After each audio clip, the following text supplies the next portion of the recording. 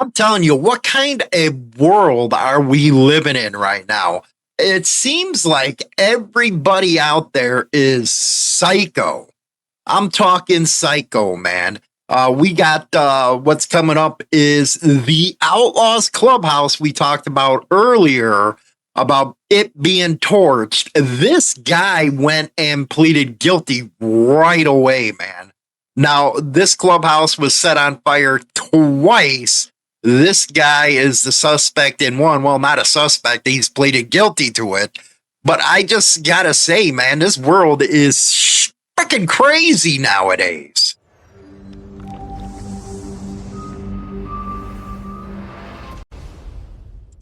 This out of Michigan. Baconing man accused of setting fire to Outlaws Motorcycle Clubhouse in Saginaw. He's taking a plea deal. There's a picture of old boy right there. Yeah, I think he needs a haircut or a new style, something like that. He looks like a psycho. Anyway, despite cold waterman, Adrien Roseberry, 35, so he's 35 years old, now facing freaking, 10 years or something, appeared before the county district court judge to plead to no contest to one count of malicious destruction of a building between 200 and 1,000. The charge is a 1 year misdemeanor, so it's not 10 years. He pleads to 1 year. Boy, oh boy, the criminal system, man. They just let anybody out nowadays, don't they? It's just like here in Illinois, the no bond stuff. But I guarantee you, 100% guarantee you, that if it was another motorcycle club involved in this, boy, they wouldn't have gave a sweet deal like that. Wouldn't have done it. Defense attorney Matthew Evans said his client was pleading no contest rather than guilty due to potential civil liability. As such, Roseberry did not admit to having committed any crime, leaving Hoffman to refer to police reports to find a factual basis for his conviction. Gotta love lawyers, man. If you ever looked at it deep down, almost everybody that supposedly serves us in Congress is a lawyer. That just tells you enough right there. Don't trust them. Anyway, the background on this is June 15, 2023. A private clubhouse of the Outlaws. Callers initially said a generator was on fire near the building, but when a crews arrived, they found it was an actual leaf blower that was burning. Firefighters pulled the leaf blower from its spot near the clubhouse and doused its flames.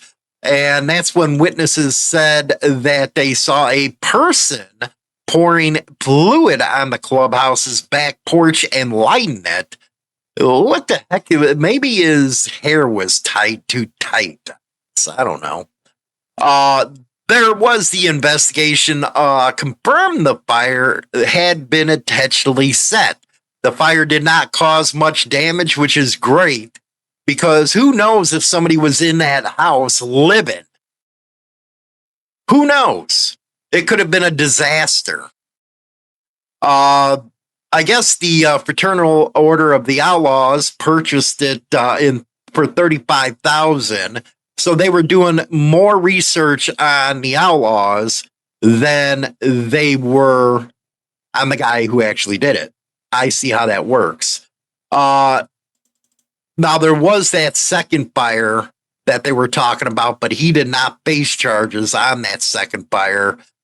He had been on an outstanding warrant in connection with the first blaze since September 13th.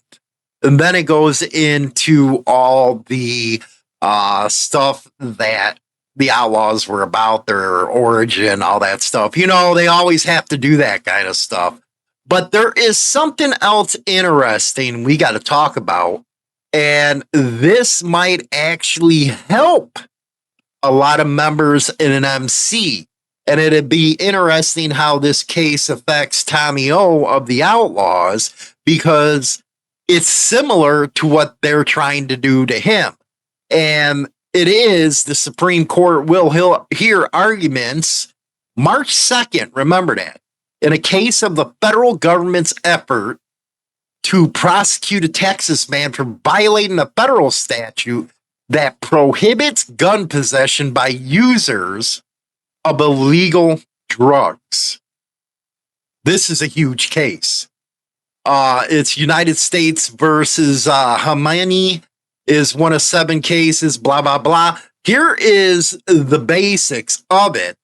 Prosecutors brought the charges against Ali after FBI agents found a Glock, 60 grams of marijuana, 4.5 grams of coke. That's basically user status. With Tommy, they found marijuana in the guns that were legal. And by the way, he's never been arrested, any of that stuff. And they're going after him because he was the boss of the Outlaws. The guy argued that applying the law to him violated the Second Amendment, with I totally agree, and that the charges against him should therefore be dismissed. So a lot of club guys are in this type of position, and I'm hoping that this gets struck down. Because if you think about it, that's the right thing to do. Now, I know with the feds, if you have a medical card, you could get refused to purchase a gun.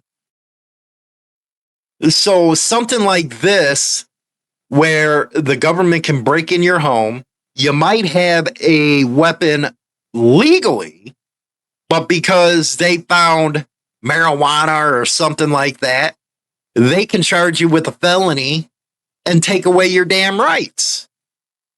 I know, you know what, this country's got so far off basis that it's laughable, and I guarantee the founders are like rolling around in their freaking graves right now. It's funny, one party's a bunch of lunatics and the other party a bunch of liars. Oh, we're for small government. No, you ain't. You want to expand it as much as you can. And you want to target people that have absolutely no criminal record because they're members of a motorcycle club you don't like. Bad stuff right there. Anyway, let me know in the comments section what y'all think about that. Don't forget to join the members only, man, and get Motorcycle Madhouse Monday and Fridays at 8. Go over to HarleyLiberty.com. Get your daily biker news. Rock on, baby. Join the Insane Throttle Members Only Club on YouTube or Spotify and receive exclusive content. Your membership in the Throttle Club helps keep the show going strong.